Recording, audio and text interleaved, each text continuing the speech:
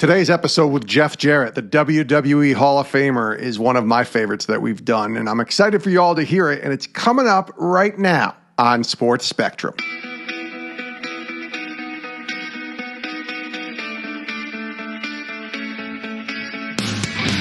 Welcome to the Sports Spectrum podcast, where faith and sports collide. Here's your host, Jason Romano. What's up, guys? Welcome to the show. I am Jason. This is the Sports Spectrum podcast, and Jeff Jarrett is our guest today, the WWE Hall of Fame wrestler. We don't talk a lot of wrestling in this conversation, though. We actually talk a lot more about life, about sobriety, and about Jesus. That's what we're about here at Sports Spectrum, the intersection of sports and faith. The conversation with Jeff is coming up in just a moment. First, I want to direct you to a couple places. First, our website, sportspectrum.com. That's the home base for all of our content. You can check it out, sportspectrum.com. Devotionals, podcasts, articles, and stories every single day intersecting sports and faith, and it's all available at sportspectrum.com. When you're there, sign up for Sports Spectrum Weekly. It's our newsletter that goes out once a week into your email inbox. It's free, and it keeps you up to date on all that's happening at Sports Spectrum. Any articles or podcasts or devotionals that you may have missed come into your inbox every Wednesday with Sports Spectrum Weekly. And when you sign up for that, again, it's right at sportspectrum.com.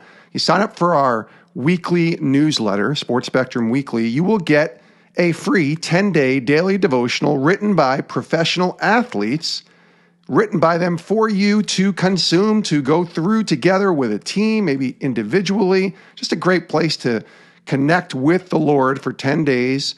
A 10-day daily devotional for free, written by pro athletes, and you get it right now if you sign up for Sports Spectrum Weekly, the newsletter right there at sportspectrum.com. It's all available for free. Sign up today at sportspectrum.com. We are also presented today by Compassion International. I want to say thank you to Compassion as our partners here at Sports Spectrum. The website's fillthestadium.com. We've told you about filling the stadium and the pandemic leaving 70,000 kids, which is the size of an average NFL stadium, 70,000 kids in desperate need of help because of the pandemic, because of events being canceled. Compassion International relies on these events to help sponsor children in crisis, and they were all canceled last year. Now they're starting to reopen again, thankfully, and we're starting to see crowds again in arenas, but that doesn't make up for the 70,000 kids that were left without a sponsorship. Now, you guys have joined with Compassion, with our pro athlete friends, to stand in the gap, and we're just about 75% the way through.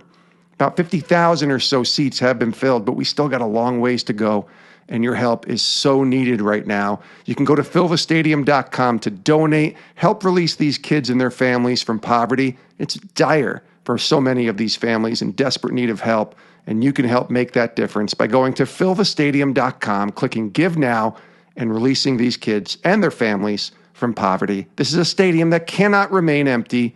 Fillthestadium.com. All right, let's get to our conversation with Jeff Jarrett. I had a lot of fun talking to Jeff. He's a six-time WWE Intercontinental Champion, one of three men to hold both the Intercontinental and European Championships simultaneously. He's been in the wrestling business for a long time. In fact, he is a third-generation wrestler and promoter, and he's been in this business forever. In fact, he's now a WWE Hall of Famer, inducted in 2018 by his good friend, the Road Dogg, Jesse James. And Jeff has been in wrestling for a while. Like I said, both the WWE circuits, the WCW circuits, total nonstop action wrestling. He's currently back with the WWE, working behind the scenes. Jeff's been through a lot in his life, and we talk about really the focal point of his return to faith kind of coincided with the same time when he was able to get sober back in 2017. So we talk a lot of faith on this podcast, and a lot about Jeff overcoming and thanking the Lord to help him through this in the process. He also baptized his daughter recently and tells a very emotional and inspiring story about how that came about, of him baptizing his daughter, his 17-year-old daughter, at their church in Tennessee recently. This is Jeff Jarrett, the WWE Hall of Famer. I think you'll like this conversation. He joins us here today on Sports Spectrum.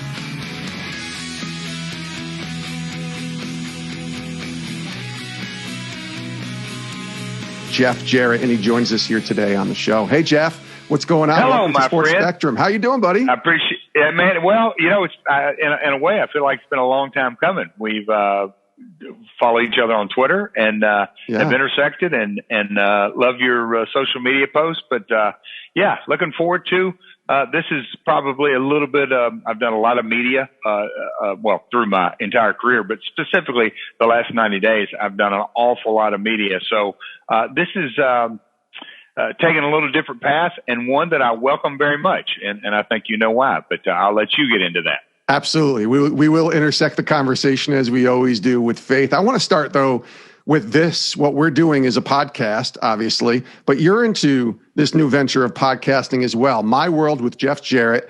And I see it's one of the top podcasts of 2021. It's up on the iTunes charts all over the place. So it's really kind of taken off here. Congrats and welcome to the pod world. How's it been going for you? Jason, it's look bizarre. I grew up in this industry, so nothing I can't say really like shocks me or surprises me. But this has been a journey over the last, just our fourth episode's just now coming out, so we're brand new in the game. But I'll say over the last 60-ish days or so, it went from no, I'm still not really convinced, but I kind of think there may be a door, and we'll get into that conversation, to let's do it. And then sort of the business model, and then, framing everything and getting things started going. And my partner, Conrad, just sort of weaving through that. But once the first episode came out, well, let me say this. First, when we first recorded the first episode, when I got done with that, I was like, okay, this is interesting. This is a journey, and these are stories that I've told throughout my entire career. It's what we do on bus rides or plane rides or car rides or whatever it is, or even in the locker room. We tell stories. That's what athletes and folks do, and to pass the time in a lot of ways, because a lot of times there is a scenario of hurry up and wait. But what I have found is the response has been quite overwhelming at times in a real positive way. I think my journey is not unique at all to folks, but on the other hand, it is unique. It's my story, and everything happens for a reason. And I've used this term that I know you can relate to, that I've learned over the last couple of years. The grand weaver weaves things in and out at the time, at the specific moment, or even the first, or even the day or the week of the month. But when you look back over your life, you go, oh, now that makes sense. So there's quite a few aha moments for myself, which has been really cool. Yeah, it's been great. I've been checking out the show, and people should definitely go check it out. It's called My World with Jeff Jarrett. All you got to do is go on the charts and you'll find it there. And Conrad has been a guy who's really figured out this podcasting business, and I've been following him because we're in the podcasting world as well, and kind of learning from the different people that are in the industry. What's your take on podcasting? Like you said, originally you said no. Was it that you just felt like it was too much work? Was it that you felt like your story wasn't going to fit into the podcast world? What is your take on kind of the podcast industry and where it is? And yeah, you can say you're late in the game, but your show is so high and it's doing so well that it's never too late to obviously enter into this world. It's all perspective, and maybe viewing things, turning that proverbial prism where you just look at it through a different lens at a different time. I'm born and raised in the professional wrestling industry. I'm a third generation promoter. So obviously promoter is talking about tonight, the next event, next week, next television show, next pay-per-view, whatever it may be, but that's always moving forward. Podcasting, that I've been a part over the last 4, 5, 6 years. We did an event in Japan, and I think I did over 40 podcasts in 2015, but that was all about, like, I crammed that in about a 2-week period. I mean, I was doing all kinds of digital print and radio and podcasting, but it was all about promoting. And I just sort of had my head wrapped around that.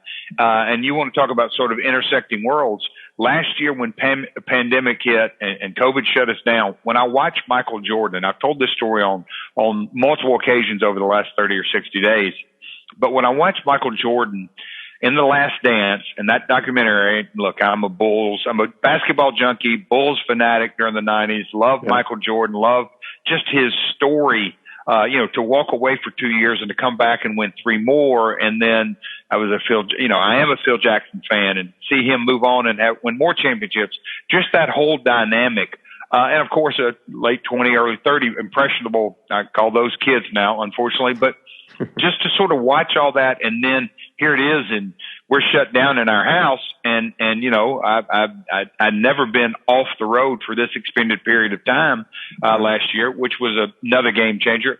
But it's almost like a higher power said, all right, pump the brakes. And I was so engaged in The Last Dance. I could not wait for episode to episode, but my wife can attest to that. She'll binge watch things. I'm not really a binge watcher, but I wanted to, and sometimes I'd watch 2 episodes, but I would watch it. And then it just sort of started I started thinking about podcasting differently, that okay, in Conrad's format, it's not, guest based and who we're going to have on this week and the potpourri of that. And that's a challenge.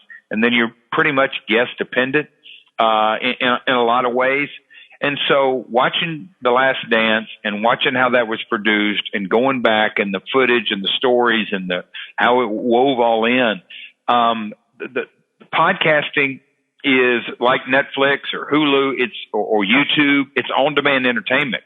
That just didn't exist in my brain, and I don't think really in society 10 years ago. So to see it come along now, that it truly is on-demand entertainment, what a platform. Because, these stories may be old to me, but they're brand new. I mean, Conrad says it. He said, Jeff, I never had a clue. And we've just done, like I said, a couple of episodes. He's like, you telling this story, it connected so many dots. And that's like, oh, wow. So what's old to me may be new to others. Yeah, absolutely. Jeff Jarrett's joining us here on Sports Spectrum, the WWE Hall of Famer. Your journey in wrestling is well documented, and if we have some time on the back end, I'll ask you a few wrestling specific questions. But sure. I'm really interested in your journey of faith, and you've shared about your faith a little bit here and there on social media. But I also saw a video recently of you baptizing what I believe was your daughter at church down in Tennessee, and I thought, wow, that is just an amazing, cool opportunity. I had the opportunity to baptize my daughter as well. So I want to kind of ask you about that. What's your journey of faith been like for you, how it's evolved, and maybe even share your testimony of when the Lord became real to you? Yeah, I mean, my parents divorced when I was 3. And so, my mom's side of her family was into education. And just to give you a little full context, my dad was in the entertainment industry, but my mom, we went to Christian schools, me and my older brother. My grandmother was in the Methodist church. So I went to Methodist as a little boy. I went to Presbyterian. I got sprinkled, non-denominational Christian school, K through 6. Went to so I went to private schools. My last 2 years of high school were Church of Christ. So I have run the gamut, but born and raised in Christian schools. But it was, and as I look back, and I'll try to tie all this in together, but I always sort of looked at my faith, and really at God, as my coach. I'm an athletic, I'm born and raised in any bat, ball, you name it, run, pass, punt, catch, all that.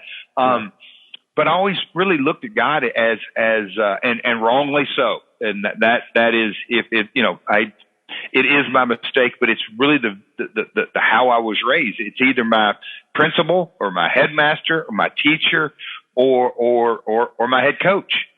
And every day I got up and I went out and played the game, and it didn't click into my brain until much later, and I'll get into that. But so that was my early formative years, and then getting into the industry, I still had faith. Like I said, I got sprinkled, then I got baptized in the Church of Christ in my 20s, and always had a fundamental belief.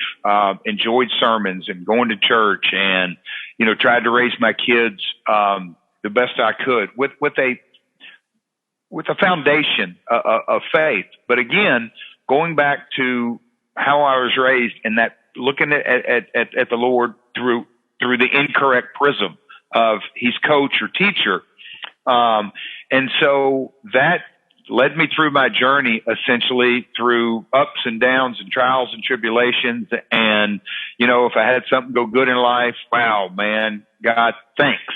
Yeah. Still give him thanks, but it's like, okay, man, yeah, it's right on. Or if something went bad, oh boy, bad practice. I failed that test. Man, I really flunked that midterm. Whatever it may be, but again, that mindset.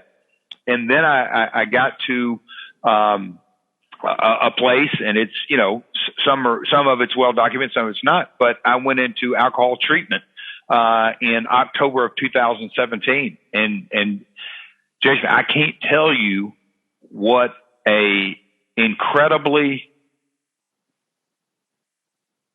for lack of a better word, what a gift I was given.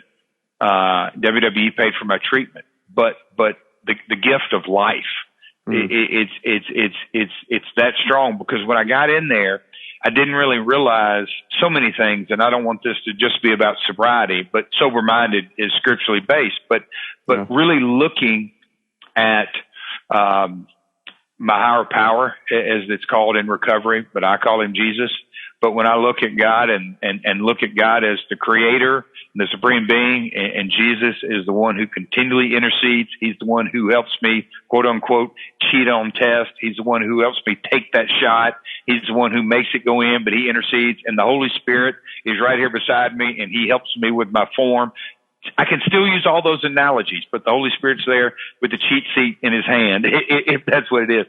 So, but getting into treatment and understanding that, you know, alcoholism is a disease that affects the brain, and the part of the brain that it affects is behavior. And so having all of that and coming out of sobriety was fantastic.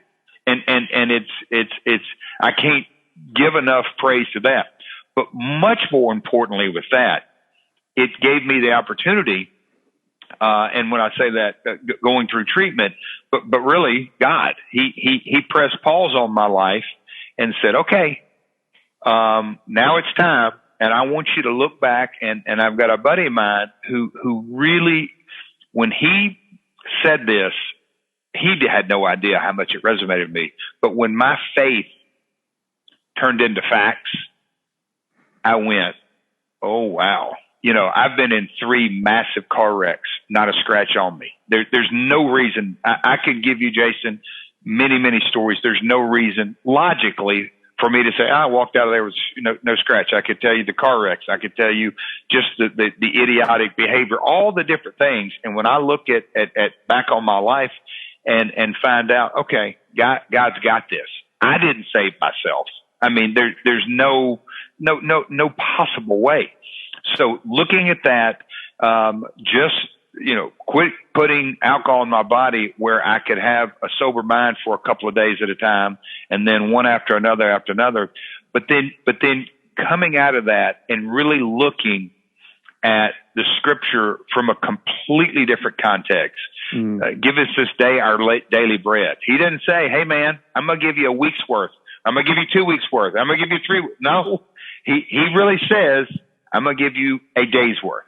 And so when I put in living one day at a time and looking at it through those prisms, okay, then you can go be anxious for nothing, worry about nothing. I mean, you know, then I'm okay. So if it's only one day at a time and give us this day and looking at it, then the word began in so many different ways, more and more revealed. And seek and you will find, knock, you know, Matthew 6:6, go into your room, shut the door and pray. And your Father who sees everything will reward you.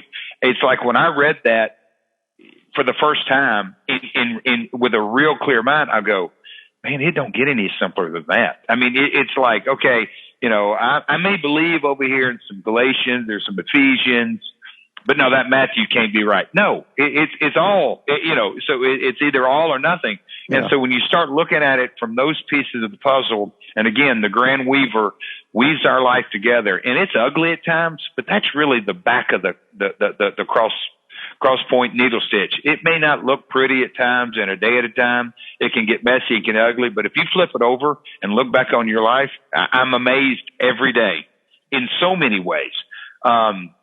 I know I'm getting long-winded here, but I could talk on and on and on about just how things are revealed, and that, you know, every morning, you know, my routine, and there's, you know, the kingdom is so paradoxical. To give it away, you got to keep it. That doesn't make sense unless you really sit and really think through things. That you can't outgive God. That doesn't make sense if you take it on face value. But if you really just sit, and I do that every morning for about an hour, and do my readings and think through things, and you know, I was a busybody and trying to get things done, and we're men, and I've got to get this done, and I've got to be a superstar husband and a superstar dad and a rock star at work and my career and all this kind of stuff. And I never stopped. Never. I was go. And I know that's part of my upbringing, but it's also how I'm wired as well. But so again, turning the prism and saying, oh, wait, he wants me to be still and know. It's so black and white now that I was blinded by multiple things. But, yeah, it's amazing in so many ways. I'll stop there and let you ask questions or carry on. Cause again, you can tell that I get excited, but I could give you example after example as well.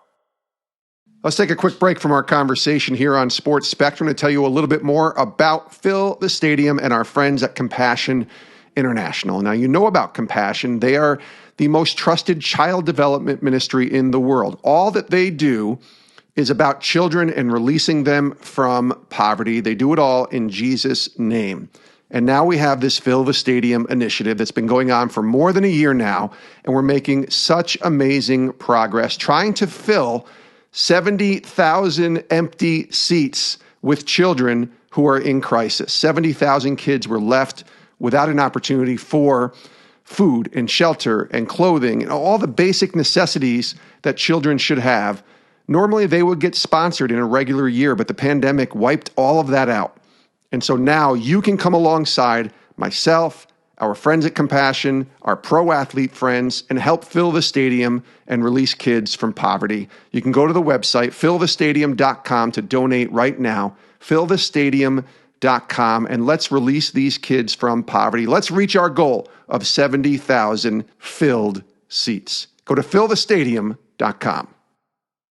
I was a kid who grew up with a dad who's an alcoholic. He got sober, 7 or 8 years ago, and it's a great story. But there was a real sort of disconnect, I think, with me and my father, and it was definitely a roller coaster watching him try to get sober for so many years.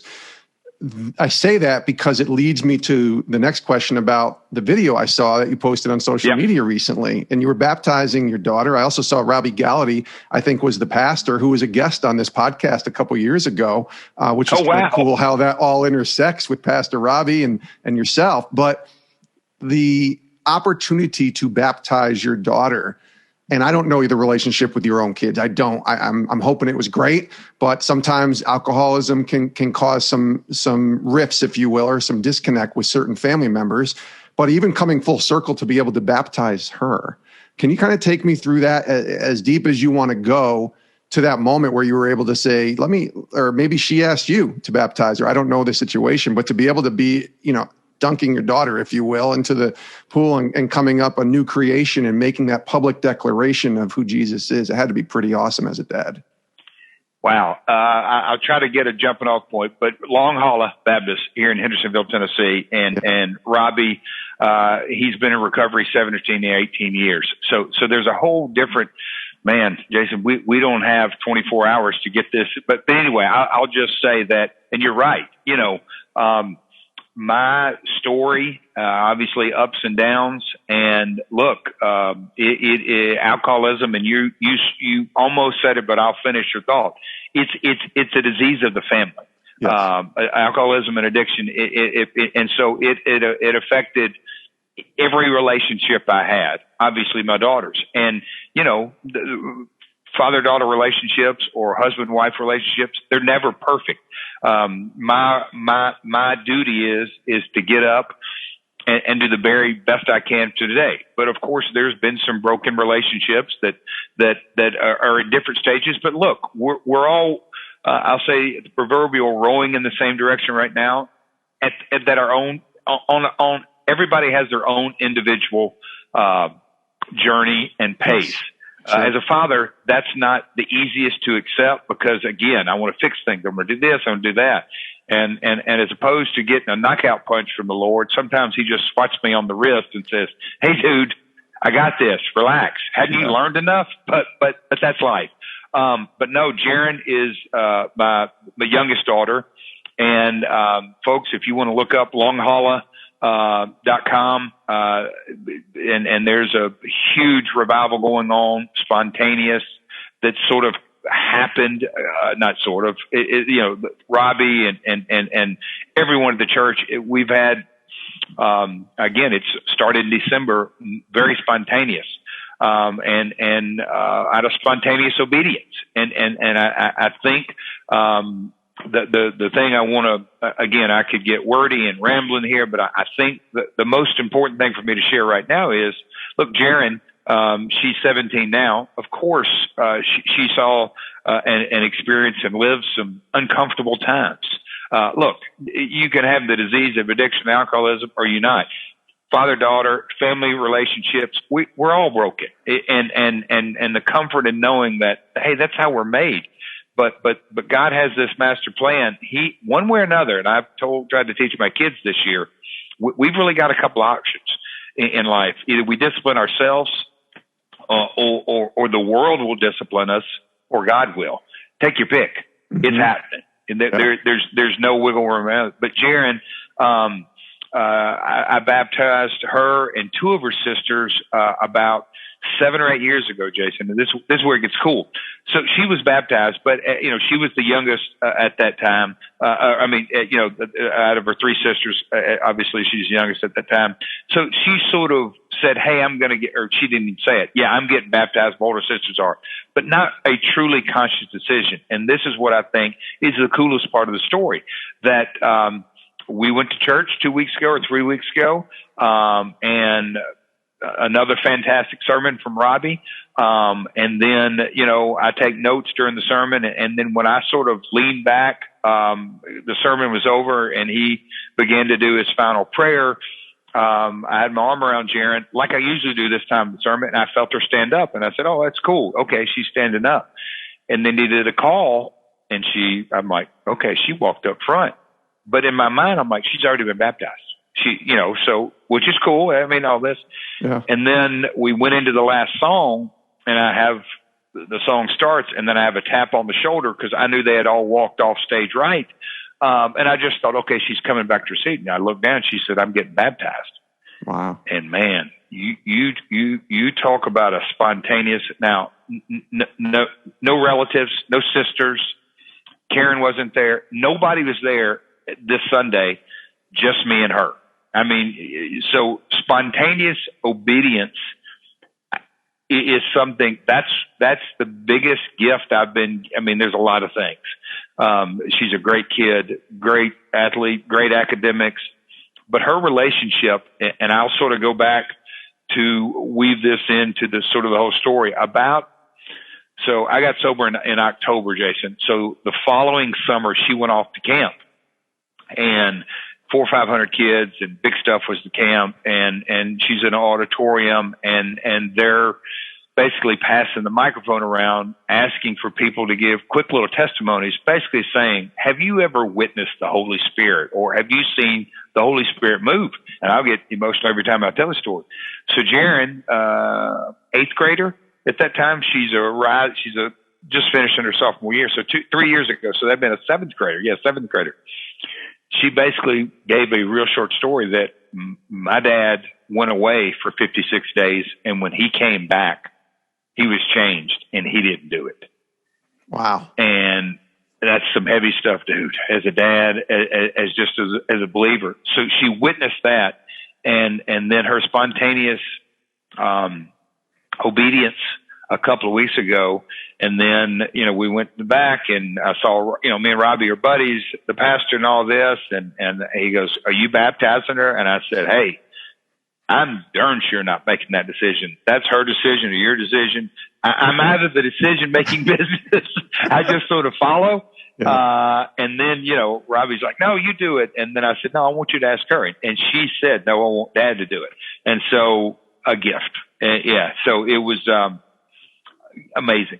If you saw it, it's on my Instagram, realjeffjarrett.com. Anybody want to take a view on it, but it's at realjeffjarrett, on Instagram.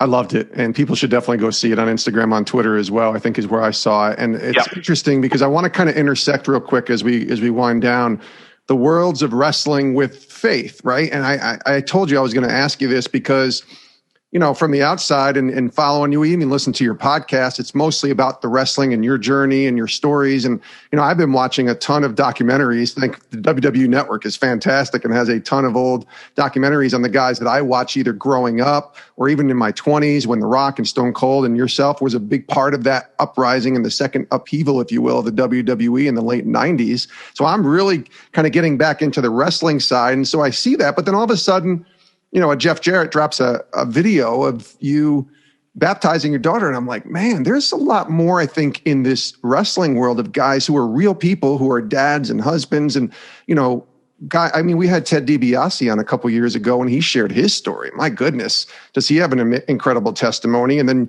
you watch the Shawn Michaels documentary and you see this guy who had really gone down a bad path and then turns his life around and gives his life to the Lord. And I remember having a conversation even with Hulk Hogan when he came to ESPN about his faith and being in a really bad spot. And so you see faith intersecting into a lot of these wrestlers' lives. So it leads me to ask you, Jeff, about what was faith like in the wrestling world? And was it non-existent in a lot of ways because you're always traveling and on the go and at another city for another event each and every night, going like you described? Were you able to kind of pause during the midst of all that? And, is there Bible studies? Is there, a chapel service? Are guys getting together to do things like Bible studies or just talk about matters of faith? Or is it just really non-existent because of the nature of what the business is? You just hit on the nature of what the business is. It's really a unique business because obviously we're not true sport. Yeah. So you have seasons and much more regimented and, NFL plays on Sundays, but they still have their, Bible study, they'll have get-togethers and that. And then again, we're that hybrid because we're not true sport and we're not a TV show or just a TV show or a rock and roll tour. It is that hybrid that goes 52 weeks a year.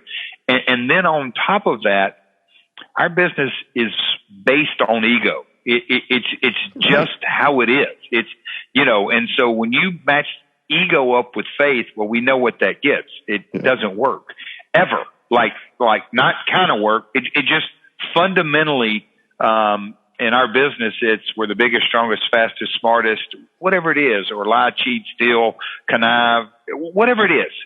So it's a unique, potpourri of stew put together. Yeah. I can remember a quick story in the Attitude Era.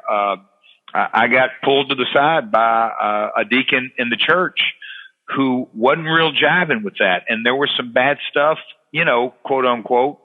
But he took it to heart, and I can remember my blood started to boil. I said, now, wait a minute. I'm playing a part on TV, and we're playing a part on TV. Do your kids, he who has about sin cast the first stone. But at the time, I ruffled my feathers. But now that I look back, we've all got our journey, and it's a part of it. But as far as the Bible studies and through the years, and during the TNA years, we had some good folks, a guy named Craig Jenkins and others. They would have church around the ring is what they called it on Sunday mornings at pay-per-views. People would get there for cater. And if you want to get there an hour beforehand, everybody would meet at the ring and they would do, a half hour, 20-minute Bible study. And they came to me and I was in production meetings. I only participated, I think, in 2 because I was, pre-production meetings, but they asked me, are you cool with that? I said, absolutely.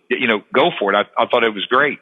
One thing that I've sort of found through the years, different guys at different stages of their faith, you can see them. It's like a true wrestling match, of in their mind, the spirit, that they're wrestling with, where am I headed? Because as we all know, the grand liar, the grand deceiver, his biggest lie is you can do this by yourself. Right. Once that myth and lie is dispelled, it's like a fog lifted. And that's my story, that no, you can't do it. And not only can you not do it, he wants to be right with you, leading you. Man, what a relief that is in life every day, that you don't have to go out into this world and say, man, I got to put on my boots on, roll up my sleeves, work hard, and by God, I'm going to get the job done today.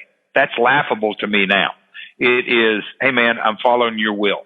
I'm going to, I've got a saying that Jason, and this is something I really live by every day. I'm responsible for the effort. He's responsible for the outcome. If I can really focus in on that, it takes away all the issues and problems. All I got to do is show up and get and give the effort. Let him worry about the outcome. Well, that's the not my will but yours be done. Where Jesus is in the Garden of Gethsemane and he's literally crying tears of blood and sweating drops of blood and says, listen, I want out of this, but it's not my will, yours be done. When you take your hands off the wheel, that's it, right? Yeah, amen. It's a relief to me. It was a relief to me, and I said that, we said that prayer and again, but unless you really stop and really think, oh, okay, that's the path. And that is so comforting. Absolutely. My last question for you is sort of wrestling. Well, it's definitely wrestling related, but it's not anything to do in the ring. It's actually looking at the dates and when you were talking about getting sober, 17, I think you said, 2017. Yep, October 25th, 2017. October 25th, 2017. And 2018 comes and you talked about your daughter at that camp, but it was also a cool opportunity for you to get inducted into the WWE Hall of Fame. And I remember going to YouTube and watching a clip when you got that announcement, and you were really emotional, like almost to the point where you couldn't talk for a few minutes, and your wife was standing next to you when you got that call. What did that mean for you to be going into the WWE Hall of Fame after all that you have been through? And certainly we don't have time today, or we'll have to do 2 more podcasts to really get into anything else regarding all of that. But 2018 and going into the Hall of Fame must have been such a cool experience and opportunity for you to kind of be recognized by the WWE. So I went to treatment October 25th. My son's birthday is October 26th. A daughter's birthday is November 8th. Another daughter's birthday is the 16th. Another daughter's birthday is November 25th. Wow. So I missed 4 out of 5 kids' birthday. I missed Thanksgiving. I got home Christmas, three days before Christmas. That was obviously, but that was, as they say, in recovery, that was the bottom. So, hearing different things and really excited about life when I got home and first sober Christmas, so first sober New Year's, all that kind of stuff. But this is funny you asked that, because I've just got to tell the story. I was getting ready. Let me say this. I was already ready for church. Karen was getting ready for church still, but you can relate, I'm sure. Yes. But I got a text and it was, hey, can you chat for a minute, from the WWE? And I'm like, sure. And so phone rang and I walked up almost exactly where I'm sitting right now, but right in this area. And they proceed to say, hey man, Vince, like to put you in the Hall of Fame. I'm like, JJ, I can't tell you that I'm thinking now. If anybody knows my story, I was estranged from the WWE for 19 years. Not really on just no terms. I don't want to say bad terms. There's a lot upset about that, but so it wasn't really bad terms. More or less just no terms. And I went down and told Karen, and she's looking in the mirror and she's doing her makeup, getting ready for church. And I told her,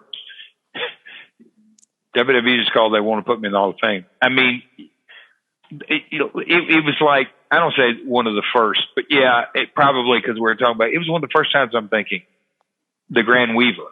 I mean, are you kidding me? I mean, it's just, I mean, you just, that's a movie script. Okay. He's out his first Sunday of 2018. We're going to get this thing started right. And so very grateful, very blessed. To this day, telling that story, you just, for me, it's like, it's amazing. It really still is amazing, just the timing of everything.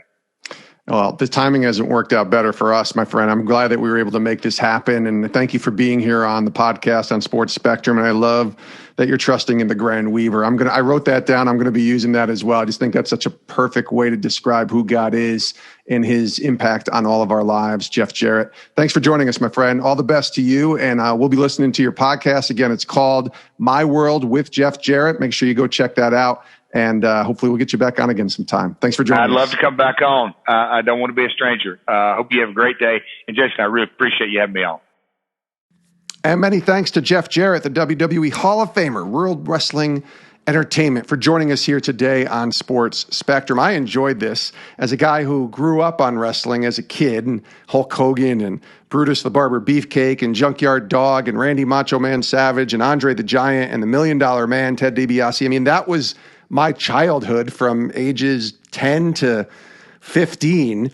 And then I kind of drifted away from wrestling for a while and then came back to it in the late 90s when the Attitude Era hit with the WWE. And Jeff Jarrett was a part of that era back in 1997, and Stone Cold and The Rock, and just amazing stories being told in the WWE back then. And just to watch it continue to elevate and escalate here into the 2020s now is pretty cool to watch. But even more, hearing Jeff's testimony and his faith and trust and leaning on God right now in his life as a man in his early 50s, a dad to 3 daughters, and just seeing his life kind of start over again, it really gives a meaning to the word born again, right? What we go through when we accept Christ into our life, we're born again into this relationship with Jesus. It's really cool to watch Jeff and hear Jeff tell his story. We'll have to have him back on because we only had about 30 to 40 minutes here, and I really wanted to go into other things with him. And he said, listen, we'll find another time, a few months, or maybe a year down the road, and we'll do it again, and we'll tell some more stories. So I'm excited to have Jeff back on. And he mentioned his podcast. I mentioned his podcast. It's called My World with Jeff Jarrett. Make sure you go subscribe to that podcast. And he really shares stories about the wrestling world in that podcast. You know, our podcast is different. We talk a lot of sports sometimes, but I really want to hear the story that's not told in the mainstream media, and that is the story of how Jesus works in the different people that we have on in their lives. And that's what happened here with Jeff Jarrett. Really appreciate him. I get excited when I hear about wrestlers or anybody in the entertainment industry that's living a life for Christ, right? And I remember talking to Ted DiBiase. I mentioned that, the $1 Million Man, and how he's living his life for Christ. And Shawn Michaels has given his testimony. He's a guy I would love to have on this podcast. Certainly Hulk Hogan, somebody I spent time with at ESPN for a day back in 2011, I think. And hearing him tell me why Jesus was important in his life, it's just cool to hear these celebrities and these people that are on very large platforms in the entertainment industry to be able to share about their faith. That's what we try to do here at Sports Spectrum, is bring Jesus back into the conversation. Thanks to Jeff for joining us here on the show. Thank you for tuning in as well. We hope you'll tune in next time. Make sure that you subscribe to this podcast, rate and review this podcast. Tell someone about Sports Spectrum and this podcast, getting the word out as we bring stories on the intersection of sports and faith here at Sports Spectrum. Thanks for tuning in, and we'll see you next time right here on the show. My name is Jason. I hope you all have a great rest of your day.